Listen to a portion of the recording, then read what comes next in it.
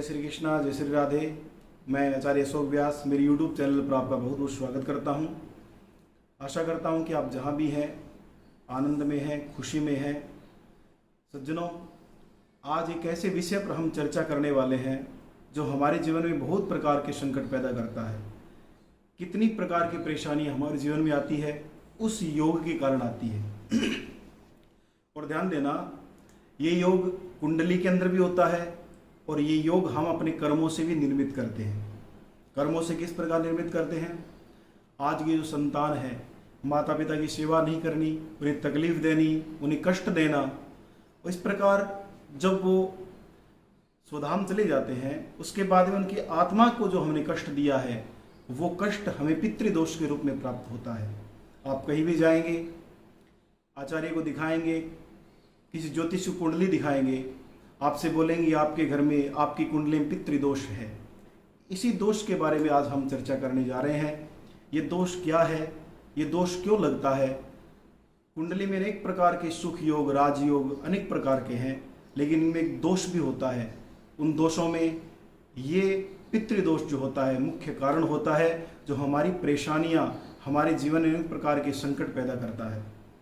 सज्जनों, इसी विषय को जानने के लिए हम यहाँ पर आए हैं और जितना भी बुद्धि के द्वारा मैंने जाना है वो आपके समक्ष रखूंगा सरल भाषा में। पितृदोष क्या होता है? हमारे स्वयं के पूर्वज ही पितरों के रूप में हमारे जीवन में आते हैं, यानी असामयिक, अप्राकृतिक रूप से जो मृत्यु को प्राप्त हुए हैं, जिनका मोक्ष नहीं हुआ है, जो भटक रहे हैं, और उनके निमित्त हमने ना श्राद्ध किया, ना तर्पण किया, ना पिंड दान किया, वो हमें पितृदोष के रूप में प्राप्त होता है। हालांकि वो हमारे गए पूर्वज जो पितृ होते हैं, वो ये नहीं चाहते कि हमें कष्ट मिले, हमें दुख मिले। कारण क्या? कि उनके निमित्त हमने कोई कर्म नहीं किया, तो वो पितृदोष के रूप में प्रकट हो जाता है। आजकल का वातावरण, आजकल का समय ऐसा चल रहा है, लोग इसे पाखंड का नाम देते हैं, अंधविश्वास का नाम देते हैं, अनेक प्रकार की भ्रांतियां पैदा करते हैं। लेकिन ये नहीं है सज्जनों, ये जन्म जन्मांतर से, युग युगांतर से चली आ रही है। भगवान नारायण ने भी जब इस धरती पर मानव अवतार लिया है, उन्होंने भी ये कर्म हमें बताने के लिए किया है। भगवान राम जब वनवास के समय में जहाँ भी जाते, कोई भी पवित्र नदी, कोई पवित्र सरोवर, कोई पवित्र कुंड आता, अपने पितरों का अपने हाथ से तर्पण करते, श्राद्ध करते, पिंड दान करते, हमें बताने के लिए कि मैंने भी किया है, जो एक अवतार है, तो आप भी करो। ये पाखंड नहीं है, ये सनातन धर्म की एक विशिष्ट पद्धति है। ये धर्म की रक्षा है, क्योंकि धर्म की रक्षा हम करेंगे तो धर्म हमारी रक्षा करेगा। इसलिए सज्जनों, इस पे विचार करने योग्य विषय है। ये पाखंड नहीं है, ये अंधविश्वास नहीं है, शास्त्रों का प्रमाण है जो भगवान ने स्वयं हमें दिया है। आप भागवत खोल कर देखें, आप रामायण खोल कर देखें, आप मार्कंडेय पुराण खोल कर देखें, आप गरुड़ पुराण देखें, कहीं भी देखें, पिंड, तर्पण और श्राद्ध अनेक प्रकार के हर लोगों ने किया है। भागवत में आपने देखा होगा, धुंधुकारी कैसे मोक्ष हुआ। माता पिता को तकलीफ देने के बाद में गया श्राद्ध से भी उसकी मुक्ति नहीं हुई। ये हमने स्वयं निर्मित किया हुआ पितृदोष है, जो गया श्राद्ध से मुक्ति नहीं होती है। और कुंडली के द्वारा ज्योतिष में भी अनेक प्रकार से योग बनते हैं, जिसके कारण हमारी कुंडली में पितृदोष बन जाते हैं। मार्कंडेय पुराण में, भागवत में, गरुड़ पुराण में अनेक प्रकार, ब्रह्मा जी ने भी पितृदोष का अनेक प्रकार से व्याख्यान किया है और उसकी मुक्ति का भी उपाय बताया है। और ध्यान देना सज्जनों, ब्रह्मा जी के कहने पर रुचि प्रजापति ने भी पितरों का श्राद्ध किया, तर्पण किया, स्तुति की। उसके बाद में फलस्वरूप उन्हें एक सुंदर पत्नी प्राप्त हुई और रोच्य मनु के नाम से एक पुत्र उत्पन्न हुआ। ये हमारे द्वारा पैदा किया गया, निर्मित किया गया पितृदोष है। और कुंडली के अनुसार भी अनेक प्रकार के ऐसे योग बनते हैं जो पितृदोष का कारण बनते हैं।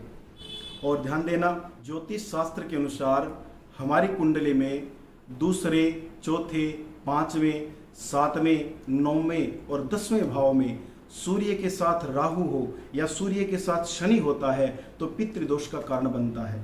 और दूसरा, लग्नेश अगर 6ठे और 8वें भाव में हो और लगन में राहु होता है तो ये भी पितृदोष का योग बनता है। जो भी हो, लेकिन ये तो तय है कि हमारे पूर्वजों और कुल परिवार से जुड़ा हुआ ये विषय है। और जब तक इस दोष का उपाय हम नहीं करेंगे, इससे मुक्ति हम नहीं पा सकते। ये दोष समाप्त नहीं होगा। अगर पिता की कुंडली में पितृदोष है तो उन्होंने शांति नहीं करवाई तो कुंडली में इसके अलावा आगे चलकर उसके पुत्र को भी ये लक्षण देखने को मिल सकते हैं। अब आपको बताऊं कि पितृदोष के लक्षण क्या है। पहले हमने बताया पितृदोष क्या है, पितृदोष कैसे बनता है। अब आपको बताऊंगा कि अगर हमारे घर में, हमारे अंदर अगर पितृदोष है तो उसके लक्षण क्या होंगे। अगर आपके जीवन में ऐसा है तो निश्चित आप समझिए कि पितृदोष का कारण है।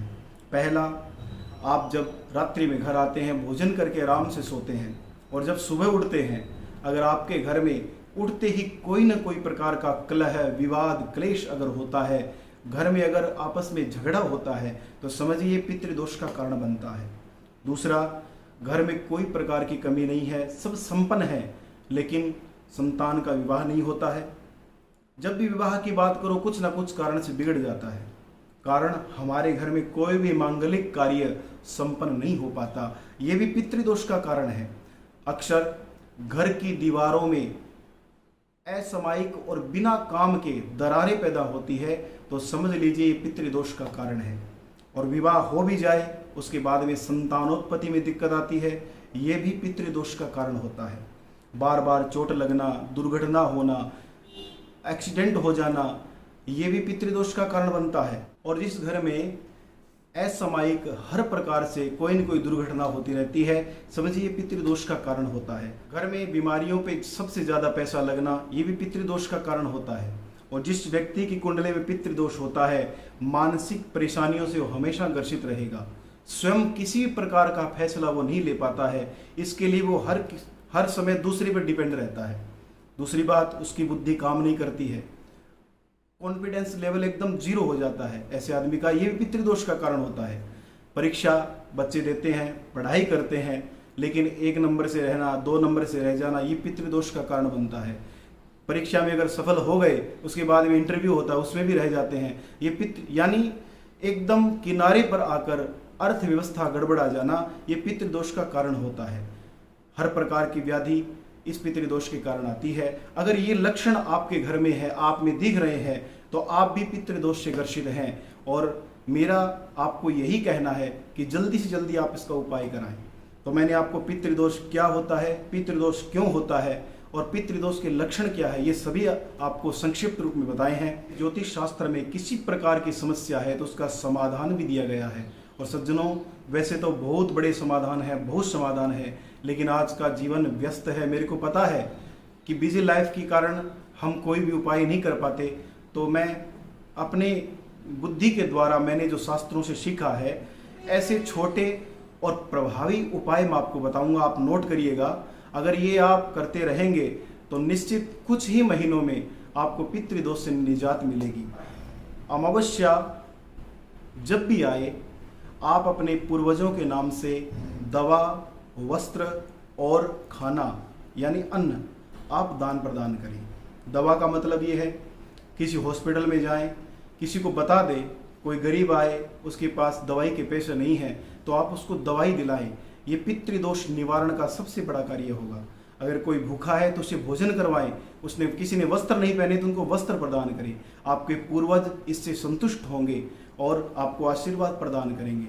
दूसरा उपाय, बड़ी व्यस्त लाइफ है, शनिवार और गुरुवार आप शाम को मंदिर में जाएं, वहाँ पीपल के वृक्ष में दूध मिश्रित जल आप पीपल को चढ़ाएं, एक घी का दीपक जलाएं, उसकी परिक्रमा करें, क्योंकि पीपल को वृक्षों में भगवान विष्णु का अवतार माना जाता है। क्योंकि गीता में भगवान ने कहा है, जितने भी वृक्ष हैं अर्जुन, उसमें पीपल का वृक्ष मैं हूँ।